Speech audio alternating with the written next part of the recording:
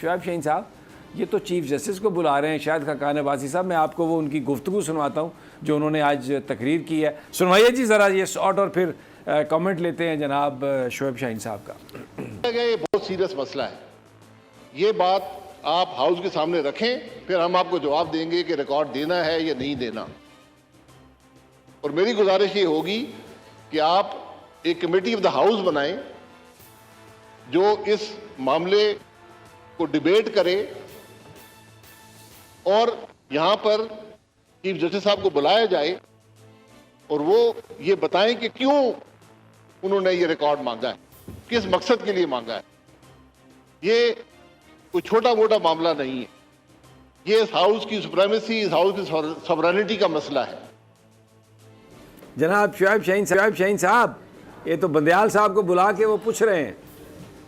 دیکھیں پہلی بات تو یہ ہے کہ سمیع ابراہیم صاحب، میں سمجھتا ہوں کہ ہمارے لیے بڑا بدقسمت دن ہے۔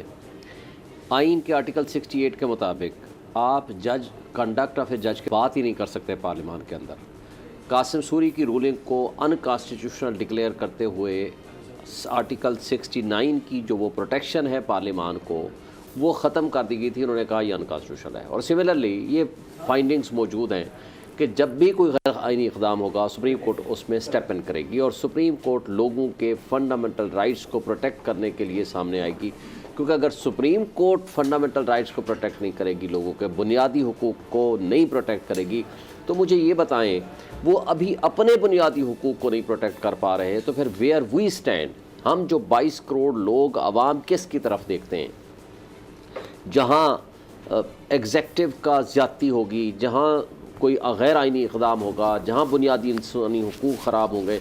ہر شخص عدالت کی طرف دیکھا۔ وہ واحد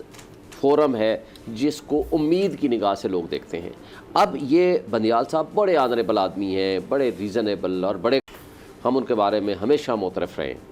لیکن اب اس وقت عمر عطا بندیال صاحب اور یہ 15 ججز کی عزت کا سوال نہیں ہے،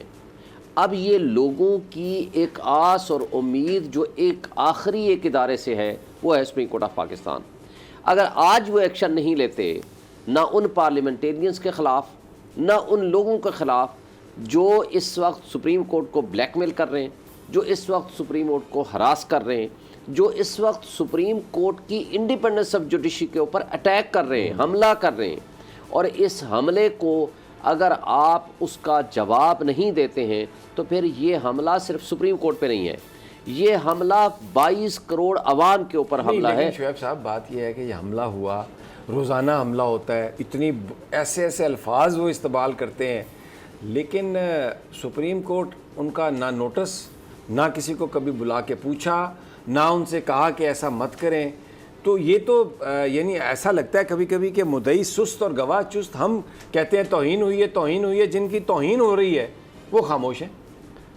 یہ والی آپ والی بات بہت بجا درست آپ فرما رہے ہیں، لیکن میں اس سے آگے جاتا ہوں۔ پچھلا سال مجھے یاد ہے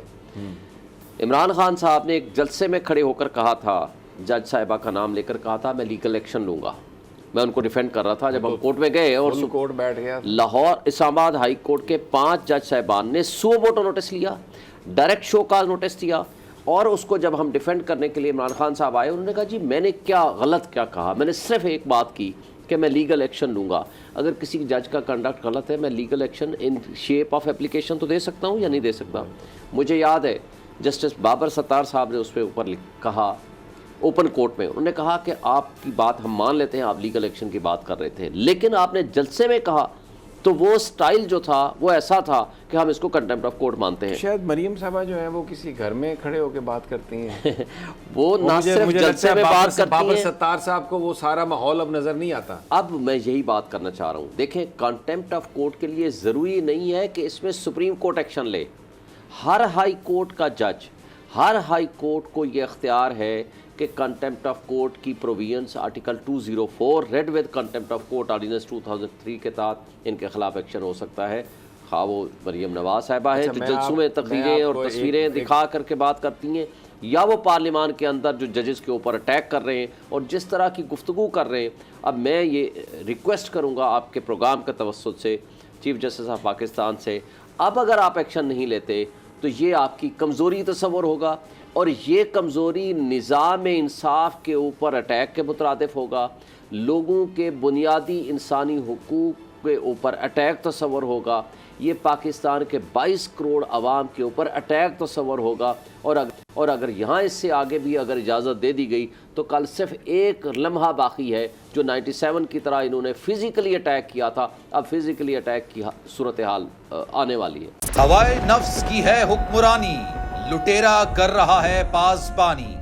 بول نیوز کے مارکیٹنگ ہیڈ آکاش رام تاحال لاپتہ، تفتیشی ادارے جواب دینے سے قاصر، اہل خانہ پریشان، بیٹے کی جدائی میں ماں غم سے نڈھال۔ جو بچو ہندو پر آئے تھے جو کو پاکستانی